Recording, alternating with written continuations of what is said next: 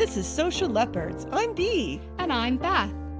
A leopard is a solitary creature living in the jungle but often not seen or noticed.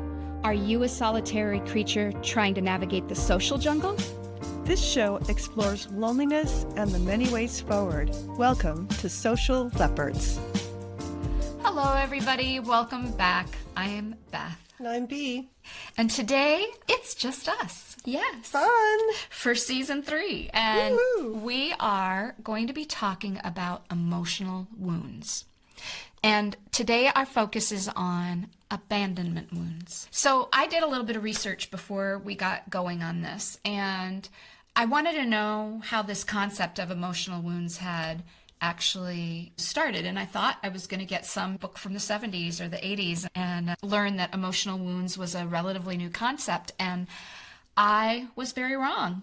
The concept of emotional wounds dates all the way back to the 1600s, and it was actually a Roman Catholic priest whose name escapes me at the moment, but it is attributed back to that, where the emotional wounds of your childhood creep up and begin to impact the way that you behave as an adult.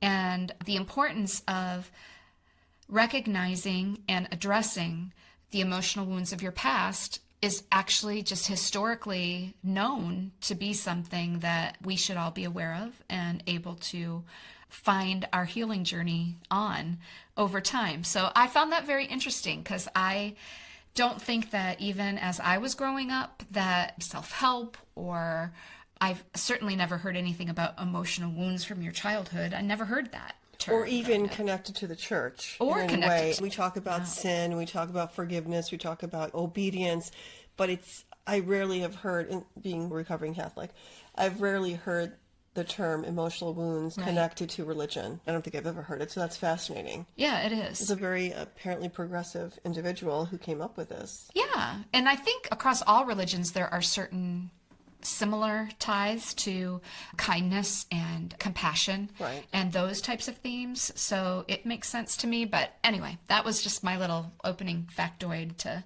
I like it. bring to the table. As you're working to improve your best self, to feel confident enough to tackle loneliness and tackle it head on, I think it's important to get out there and find meaningful connections. And you can do that by prioritizing your own happiness and your own well-being. That's where I landed on this. And I think one way that we can do that is to tend the wounds from our past. And today, that is abandonment.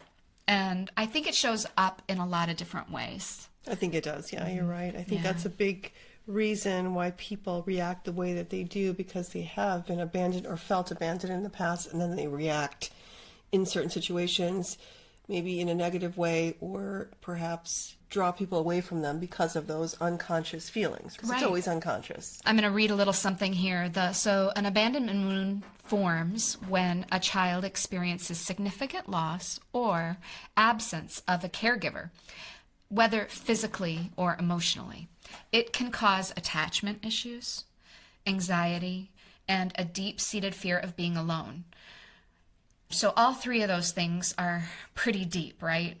So an abandonment wound is a deep emotional feeling of left behind, or it can also present as unloved or unimportant, even, is a form of abandonment. If you're dismissed consistently throughout your childhood, if your voice is not heard, or if someone's always making you feel like everything you say is not relevant to a situation, right? Yeah, like you have no influence over anything. Exactly. Oh.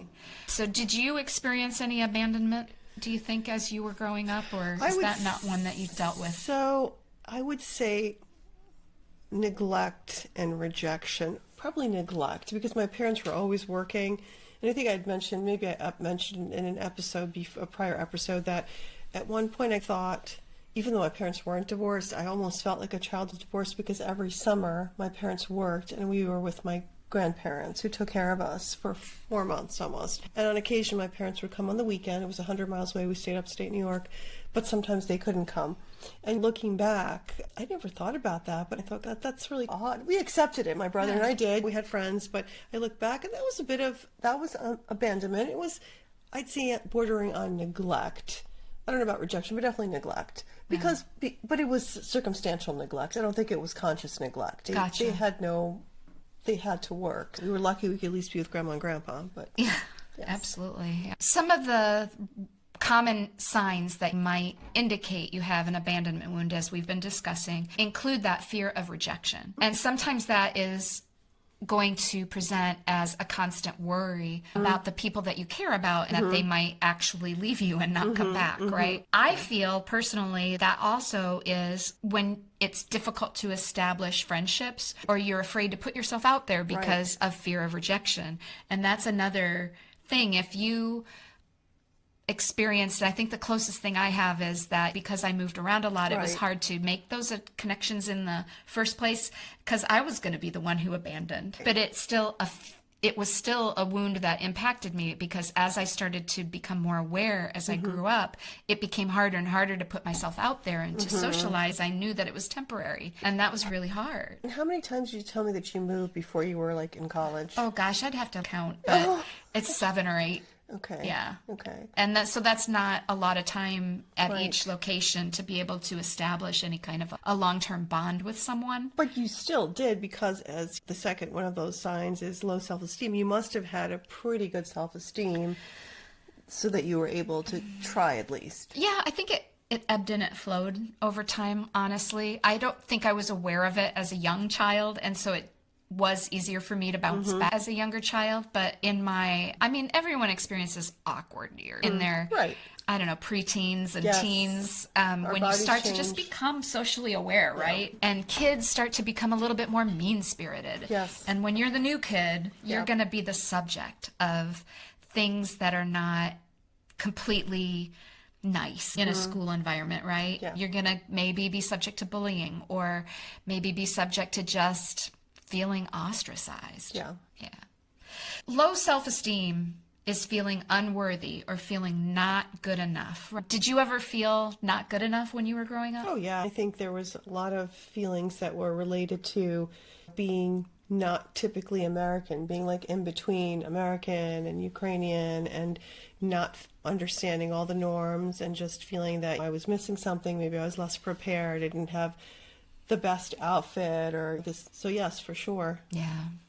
Yeah, and I think that's almost the same thing that I would experience with new people. When you get that feeling of you don't measure up, that feels really uncomfortable. Yes. Yeah, I get that totally. And I think everyone experiences it to a certain extent. I'm just not sure.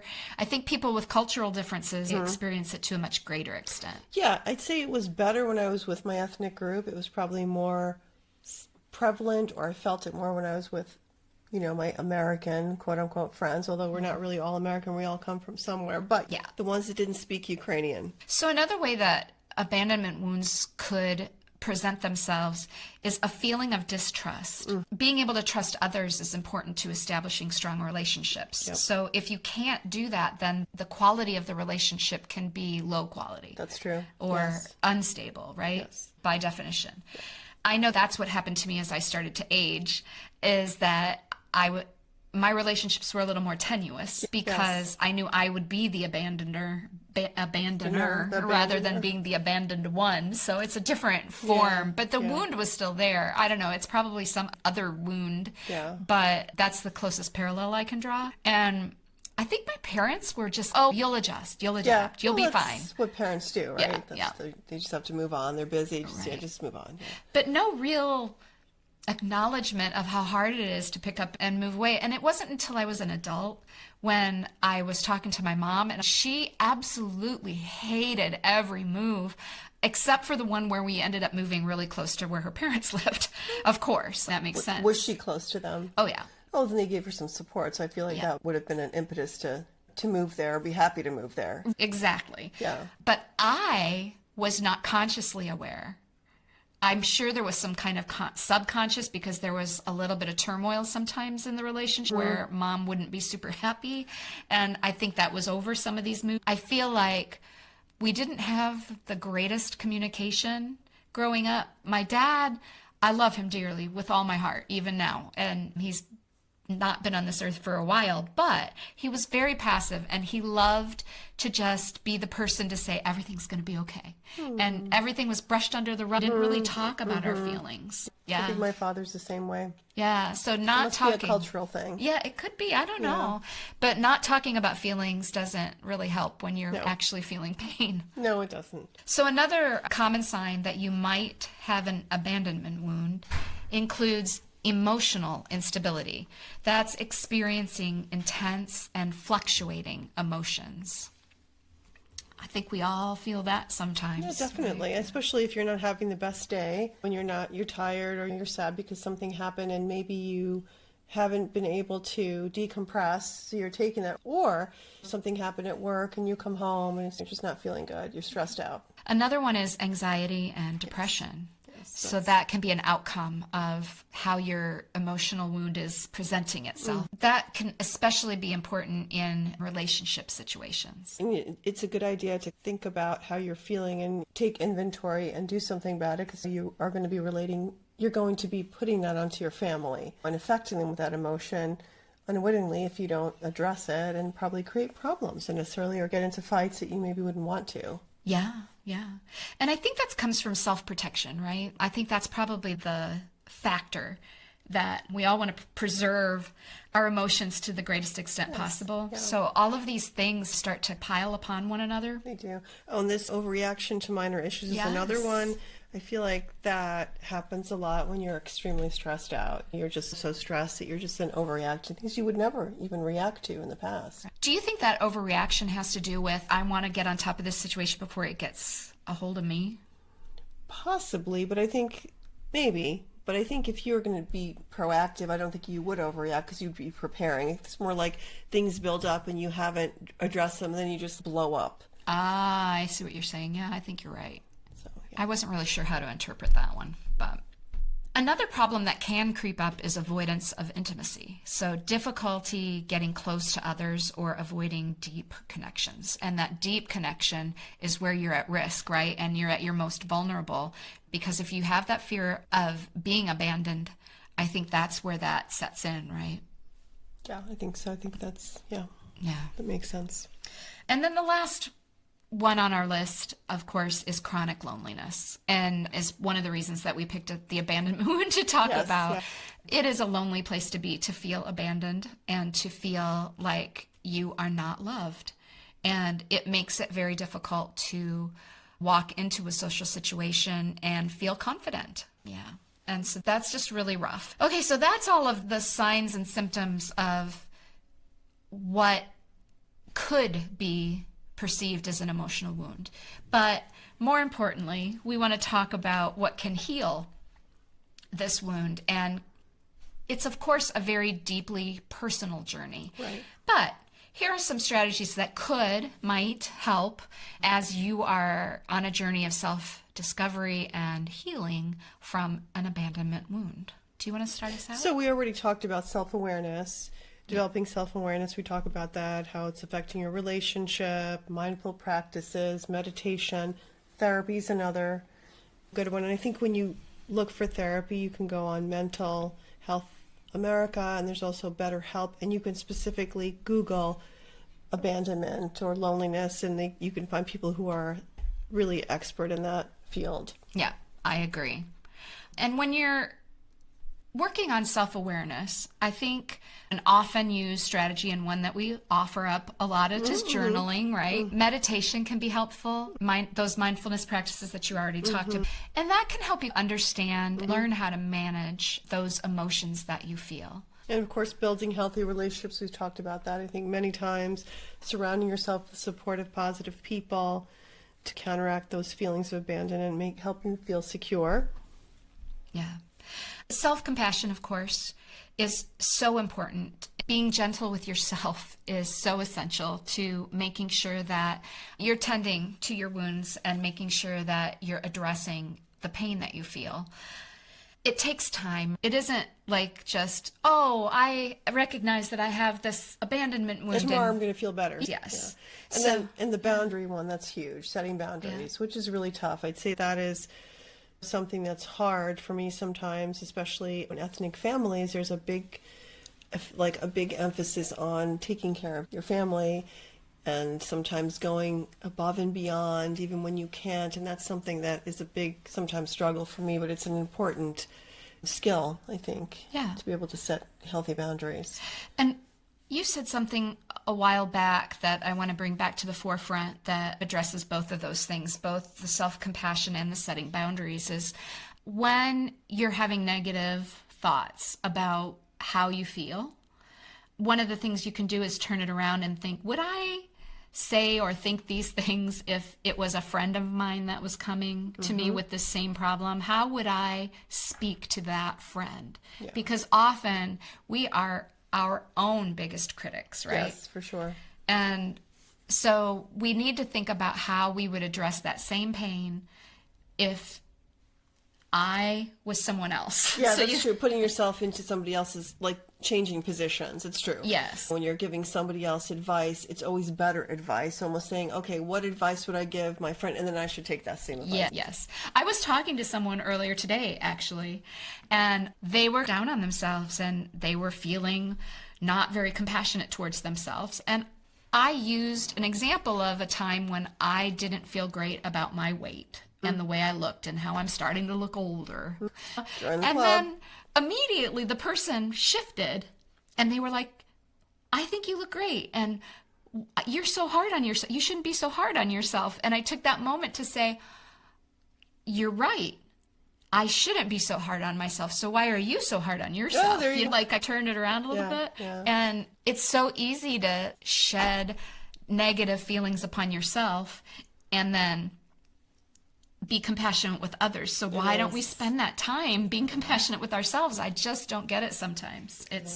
But I find myself doing the same thing. I would be the pot calling the kettle black if I said, I feel wonderful about myself all the time. We wish every we did. day. I know that. I'd like to get there. That's the goal. But it is. But we all have down days, right? Yes. Look, my favorite one, positive affirmations. Oh, mine too. We know about that. Yes. Okay. Yes. Positive affirmations can help counteract that negative self-talk a little bit.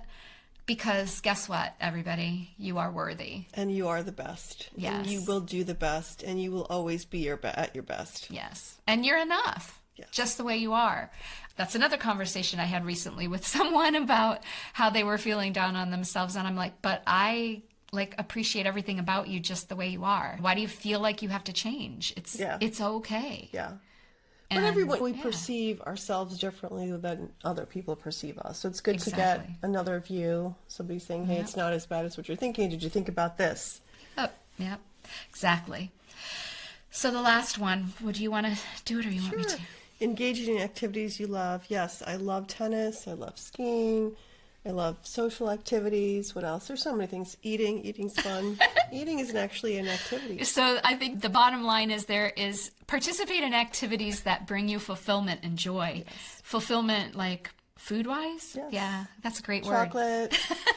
Yes, splurging every once in a while. Yes, every once in a while. And not denying yourself every minute of every day. There are so many of us out here right now today that are on some sort of a diet plan or some sort of weight management or exercise plan, and it's the hardest thing to keep going. You can't just constantly be on a diet. You have to indulge once in a while. And I used to be that person who, if I made one mistake during the day, I used that as an excuse to be bad, really bad, for the rest of the day. That's good. I like that. No.